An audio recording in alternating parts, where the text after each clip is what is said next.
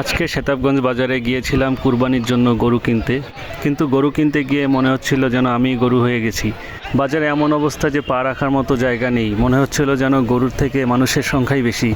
আর গরু কিনতে গিয়ে তো অবস্থা খুবই খারাপ, এপাশ থেকে গরু এসে গুঁতো দেয়, ওপাশ থেকে এসে গুঁতো দেয়। আবার মাঝে মধ্যে দেখা যাচ্ছিল কিছু দুষ্টু গরু অন্য গরুর উপরে উঠে যাচ্ছিল দুষ্টু কাজ করার জন্য।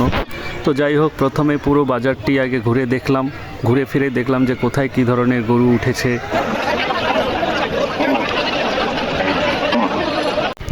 এরপর আমাদের বাজেট অনুযায়ী এই কালো গরুটি পছন্দ হয়, তো আমরা এই গরুটি দেখা শুরু করি। গরুটি ধরেছিলেন একজন আঙ্কেল, যার চেহারা ছিল একদম হাস্যোজ্জ্বল আর তার ব্যবহার খুবই ভালো ছিল। তো তার ব্যবহার আর হাস্যোজ্জ্বল চেহারা দেখে এই গরুটির প্রতি আমাদের আরও আগ্রহ বেড়ে যায়। এই জন্য আমরা গরুটি দরদাম করতে শুরু করি। তো আঙ্কেল প্রথমে গরুটির দাম 1,15,000 টাকা চান।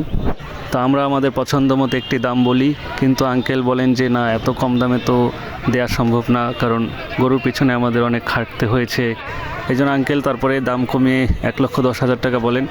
তো এরপর বেশ কিছুক্ষণ দরদাম চলতে থাকে আর শেষ পর্যন্ত আমরা এই গরুটি 91,000 টাকা ফিক্স করি এবং আঙ্কেলও এই গরুটি দিতে রাজি হয়ে যান। এরপর আমরা গরুটির দাঁত চেক করে দেখি। আগে দেখা যায় যে গরুটির 2 দাঁত ছিল। আর এরপর আঙ্কেলকে আমরা টাকা পয়সা দিয়ে দিই আর আঙ্কেল গরুর পিছনে একটা থাপড় দিয়ে গরুটি আমাদেরকে দিয়ে দেন এবং ডিল কমপ্লিট করেন। তার কথাবার্তা এবং হাস্যোজ্জ্বল চেহারা আমাদের খুবই ভালো লেগেছিল। আর এভাবে আমরা আমাদের কুরবানির ডিল সম্পন্ন করে ফেলি।